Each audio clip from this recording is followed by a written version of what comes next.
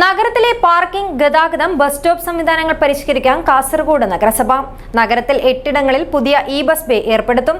MG റോഡിലേതടക്കം interlock ചെയ്ത് നടപ്പാതയിൽ അടിഞ്ഞുകൂടിയ മണ്ണ് നീക്കം ചെയ്യും.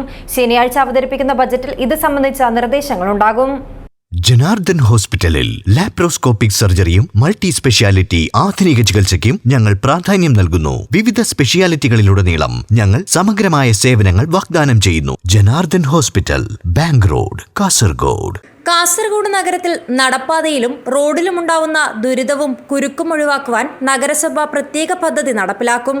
നഗരത്തിലെ പാർക്കിംഗ്, ഗതാഗതം, ബസ് സ്റ്റോപ്പ് സംവിധാനങ്ങൾ പരിഷ്കരിക്കുന്നതാണ് പദ്ധതി. വൈകിട്ട് 7 മുതൽ അനുഭവപ്പെടുന്ന കടുത്ത ബ്ലോക്ക് വ്യാപാര മേഖലയെ ഉൾപ്പെടെ സാരമായി ബാധിക്കുന്നു.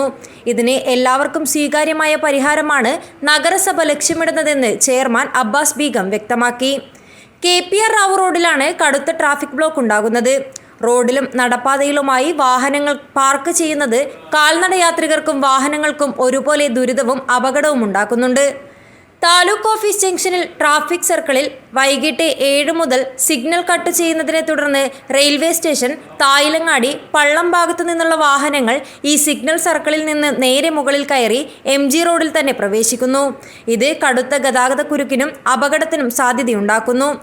നഗരത്തിൽ നിലവിലുള്ള നടപ്പാത, റോഡ് ഗതാഗത സൗകര്യങ്ങൾ മികച്ച പാർക്കിംഗ് സംവിധാനങ്ങളോടെ പരിഷ്കരിച്ചാൽ കുരുക്ക് തടയാൻ കഴിയുമെന്നാണ് പ്രതീക്ഷിക്കുന്നത്. MG റോഡിൽ ഇരുഭാഗത്തും മോട്ടോർ സൈക്കിൾ ഉൾപ്പെടെ വാഹനങ്ങൾക്ക് പാർക്കിംഗ് സൗകര്യം ഏർപ്പെടുത്തും. ശനിയാഴ്ച അവതരിപ്പിക്കുന്ന ബജറ്റിൽ ഇത് സംബന്ധിച്ച നിർദ്ദേശങ്ങളുണ്ടാകുമെന്നാണ് വിവരം. നഗരത്തിൽ ഇപ്പോൾ അനധികൃത പാർക്കിംഗ് എന്ന പേരിൽ വാഹനങ്ങളുടെ ഫോട്ടോ എടുത്ത് പിഴ ഈടാക്കുന്നത് കടുത്ത ദുരിതമുണ്ടാക്കുന്നുണ്ട്. മാത്രമല്ല, പല യാത്രക്കാർക്കും നഗരത്തിൽ വ്യാപാരം, ആശുപത്രി തുടങ്ങിയ വിവിധ ആവശ്യങ്ങൾക്ക് സ്വന്തം വാഹനം എടുത്തു വരാൻ കഴിയാത്ത സ്ഥിതിയാണുള്ളത്. News bureau, Kasaragod.